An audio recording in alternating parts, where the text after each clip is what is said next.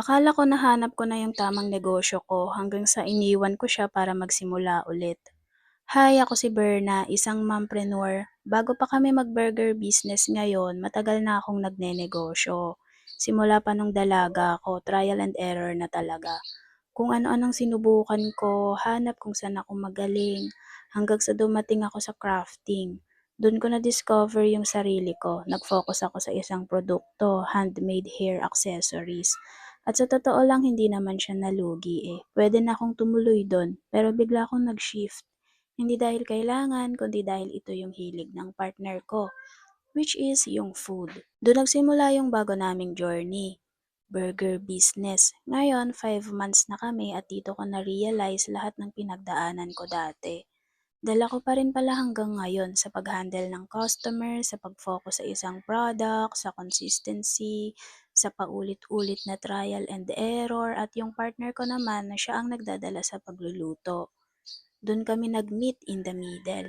Hindi kami nalulugi pero hindi rin madali. May mga araw na pagod, may mga decisions na hindi kami pareho, may mga challenges sa operations. Normal pala talaga yon kapag mag-partner kayo sa negosyo. Pero may isang bagay kaming napansin, may binabalik-balikan ang customers namin, yung cheese sauce. Do'n kami nakilala, do'n namin na-realize kapag may isang bagay na tumatama sa tao, do'n ka magfo-focus. Kaya ngayon iniisip na namin kung paano pa mas mapapalawak yung mase-serve namin, at good news, tumatanggap na rin kami ng advance bulk orders para sa kahit anong simpleng event. Ngayon masasabi ko unti-unti na rin kaming nakikilala sa lugar namin, at oo, may plano kaming dalhin pa 'to sa ibang lugar. Palawakin, mas maraming ma-serve. Pero sa ngayon plano pa lang muna, hindi pa oras, at okay lang pala 'yun. Kasi natutunan ko hindi lahat minamadali. May mga tamang timing para sa lahat, at kung kailan 'yon, sigad lang ang nakakaalam.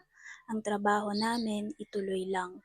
Ayusin yung kaya naming ayusin. Pagbutihin kung nasan kami ngayon at gawin yung part namin araw-araw. Hindi lahat ng negosyo na iniiwan mo, failure. Minsan training lang siya para sa susunod mong gagawin. Hindi rin kailangan na pareho kayo ng pace ng partner mo. Ang importante nagkakaintindihan kayo. Hindi lahat ng plano kailangang mangyari agad. Minsan pinapatatag ka muna. Magplano ka, mangarap ka, pero sabayan mo ng aksyon at tiwala sa tamang timing. Kasi darating yung araw, yung plano mo, hindi na lang plano, reality na. Hindi pa man kami nakakarating sa ibang lugar, sigurado kami darating din kami dun.